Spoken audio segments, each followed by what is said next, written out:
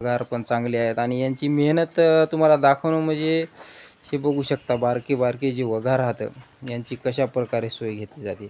सहजासहजी आपण जे मोठे मीडियम जरी फार्मवाले बघतो तर त्यांचं एक या वघाराकडे दुर्लक्ष असते. बघू शकता अशा प्रकारे चांगलं जर लक्ष दिलं तर बघू शकता केस वगैरे कापल्यामुळे हे असे जे जे गोचीड वगैरे असते त्याचं रक्त न पिता चांगल्या प्रकारे धष्टपुष्ट हे वघार तयार होतात.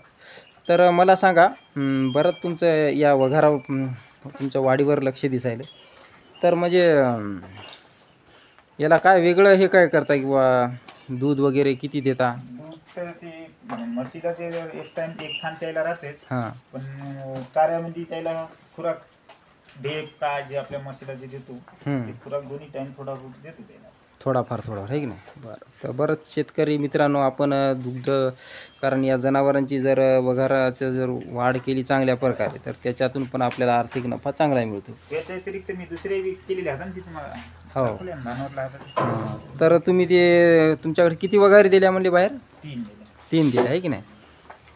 तर ती आपण आपल्या गोठ्यातच तयार केल्या पण आपल्याकडे माणसाचा कमतरता असल्यामुळे आपण चरायला दुसऱ्याकडे ठेवले.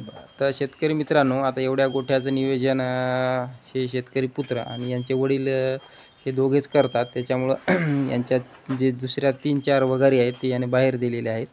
आणि इकडं पण तुम्हाला यांचा हे पसारा दाखवतो. आता ही गाय आहे की नाही, ही घरचीच आहे का? बरं हिचे किती इथं झाली तुमच्या इथे? आता दुसऱ्याने वेली. बरं तर आता काय किती दूध देते? दूध देते ते 3.5 तर आता हे दोन्ही वासरे हिचेच होतं का? हे कारोड आहे की नाही हे. बरं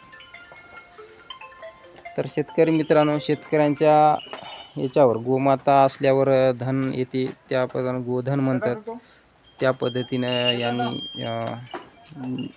गोमाता पण पाळलेली आहे. आणि हे वगार पण बघू शकता आणि हा परिसर बघू शकता शेती करमण्यासारखा आहे. केळीचे झाडं हे पाणी सगळं असं ओके. जनावरांना पाण्याची सोय बघू शकता आणि विशेष म्हणजे गोठ्याची पण तुम्हाला व्यवस्था दाखवतो. पण यांनी आपल्याला दुग्ध व्यवसायाची माहिती सांगली. हे बघू शकता अशा मेट वगैरे ठेवलेले आहेत आणि असे मेट काढून ही अशी नाली वगैरे काढलेली आहे आणि सर्व हे जे मलमूत्र आहे हे अशा प्रकारे चाऱ्यात आहे की नाही. तर बघू शकता एकदम ओके नियोजन असं. तर आपल्याला पाण्याची व्यवस्था कशाची आहे? बोर आणि विहीर दोन्ही आहे की नाही.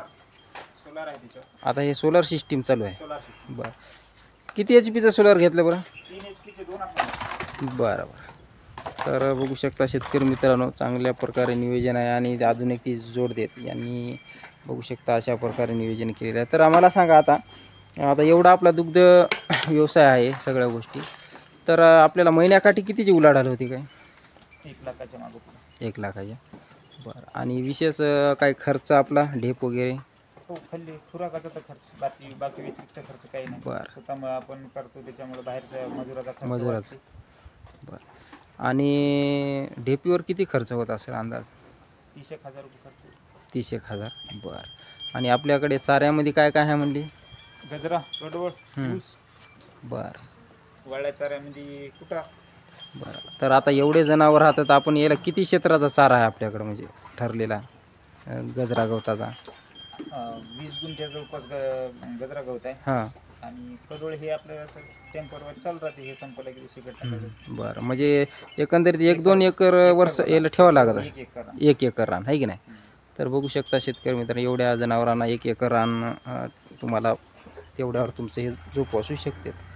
आणि आपल्याकडे कुट्टी मशीन पण आहे की नाही.